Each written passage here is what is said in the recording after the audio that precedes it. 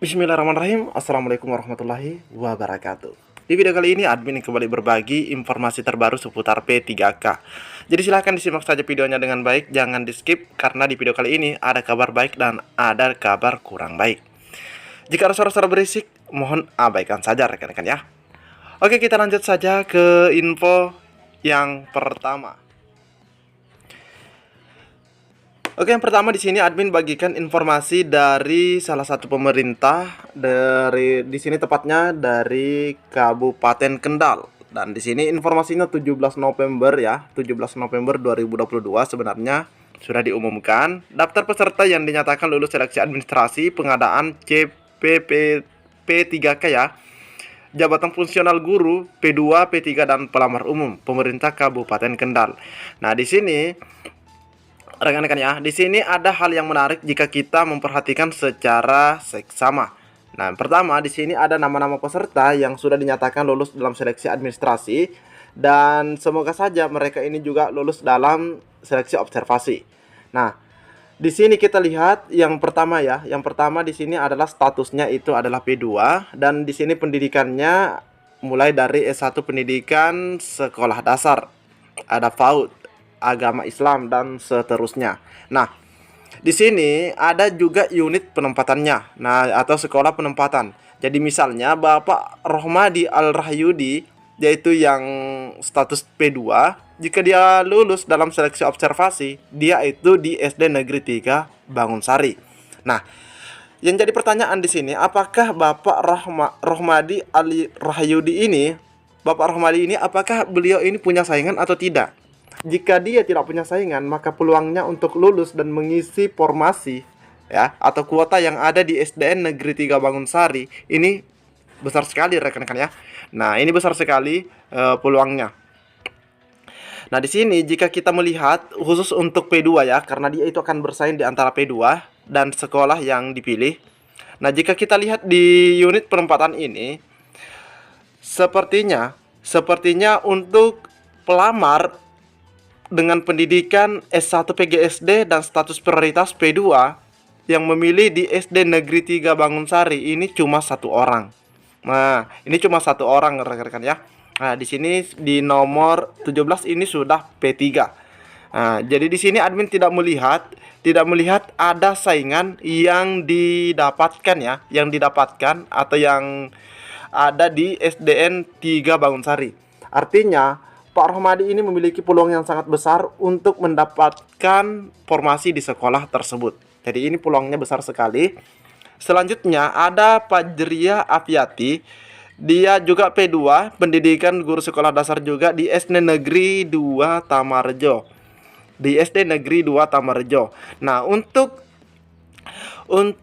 Fajria Afiati, jika kita lihat dengan nomor urut 10 atas nama Lestari, dia itu juga di SD Negeri 2 Tamarjo juga rekan-rekan ya. Nah, ini sepertinya bersaing. Ini sepertinya bersaing. Tapi jika kebutuhannya misalnya ada dua formasi di sekolah ini ya, di SD Negeri Tamarjo ini jika dua formasi yang dibutuhkan, maka itu aman-aman saja. Tapi jika cuma satu yang dibutuhkan, maka mereka akan bersaing. Nah, ini di sini kita bisa lihat ya. Nah, ini SD Negeri 2 Tamarjo atas nama Fajri Afiati dan nomor 10 Lestari di SD Negeri 2 Tamarjo. Mereka sama-sama V2, sama-sama pendidikan guru sekolah dasar. Nah, ini rekan-rekan ya. Berbeda dengan yang lain, sepertinya ini tidak ada atau tidak perlu bersaing. Karena admin lihat di sini misalnya untuk PG PAUD, pendidikan guru PAUD di sini di TK Negeri Pembina Kabupaten Kendal itu cuma satu untuk P2. Tidak ada lagi yang memilih di sekolah tersebut ya. Ini tidak ada lagi. Terus di SDN 1 Morejo, SDN 1 Morejo sepertinya ini satu juga. Di SDN 2 Gedong ini juga cuma satu. Jadi P2 itu cuma akan bersaing dengan P2 atau dengan kelompoknya, begitu juga dengan P3 rekan-rekan ya. Nah, di sini kita lihat ya. Nah, selanjutnya untuk P3. Nah, ini untuk P3 juga bisa kita lihat. Oke, jadi rekan-rekan yang P2 ataupun P3 silahkan mengecek mengecek hasil pengumuman seperti ini. Jadi ini bisa sedikit memberikan bocoran kepada rekan-rekan itu terkait penempatannya ketika lulus dalam observasi atau mengetahui peluangnya. Atau mengetahui peluangnya sebelum mendapatkan pengumuman di tanggal 2 Februari nanti. Ini ya. Jadi P2 dan P3 di sini sudah jelas sekali siapa yang lulus seleksi administrasi dan di manakah penempatannya ketika mereka lolos dalam observasi di tanggal 2 Februari nanti. Ini rekan-rekan ya. Oke, kita ke yang P4 ya. Jadi kita lanjut ke P4. Nah, ini untuk P3 cukup banyak juga.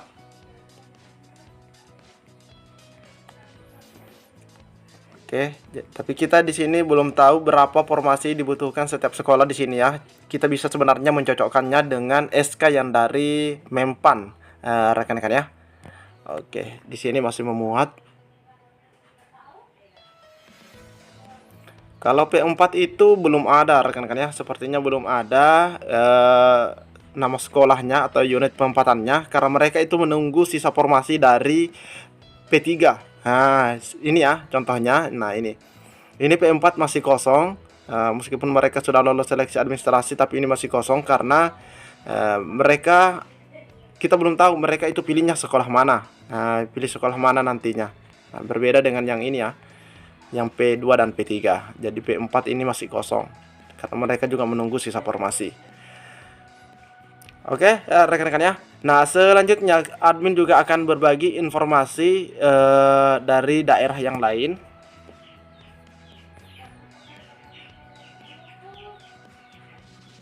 Di sini ada surat dari Wali Kota Bekasi. Di sini dikeluarkan 30 November 2022 yang ditujukan kepada kepala perangkat daerah sekota Bekasi di Bekasi. Ya, di sini surat edarannya rekan-rekan ya. Surat edaran 800-7613 BKPSDM PKA tentang penggunaan tenaga kontrak kerja di lingkungan pemerintah Kota Bekasi. Nah, berdasarkan informasi dari isi surat tersebut, beredar surat edaran penghapusan non-ASN Kota Bekasi 2023 sebanyak 10.010 honorer. Jadi ada 10.010 honorer kehilangan pekerjaan. Nah, rekan-rekan ya, ini informasinya 5 Desember sebenarnya.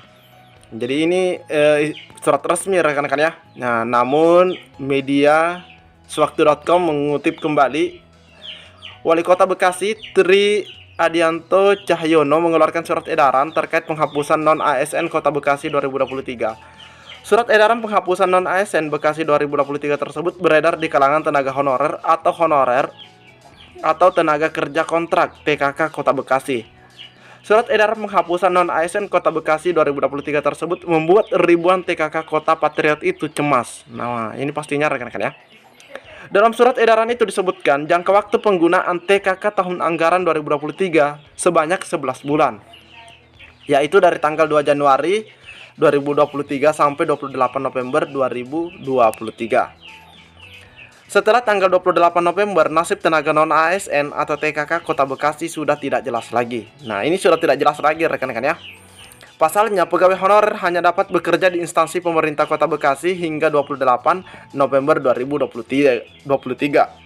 Selain itu, Tri Adianto Cahyono juga melarang kepala perangkat daerah untuk menggunakan TKK baru. Nah, karena memang sudah tidak boleh ada pengangkatan honorer lagi atau tenaga kontrak yang baru rekan-rekan ya, karena mereka itu akan dihapuskan pada tanggal 28 November. Nah, untuk Kota Bekasi sendiri itu cukup banyak yang bakal kehilangan pekerjaan ya, seperti itu. Akan banyak sekali rekan-rekan ya, ada 10.000 lebih. Nah, ini ada 10.010 honorer dan suratnya pun sudah dikeluarkan. Jadi buat rekan-rekan yang ada di daerah lain, coba cek and recheck instansinya atau daerahnya, apakah sudah ada juga surat yang dikeluarkan dan berapa kira-kira honorer yang bakal kehilangan pekerjaan. Rekan-rekan ya, ini tak lain karena adanya instruksi ya atau tindak lanjut dari surat Menteri Pendayagunaan Aparatur Negara Reformasi Birokrasi. Rekan-rekan ya, Mungkin cukup sampai di sini informasi yang dapat admin bagikan di video kali ini. Lebih dan kurangnya admin mohon maaf. Assalamualaikum warahmatullahi wabarakatuh.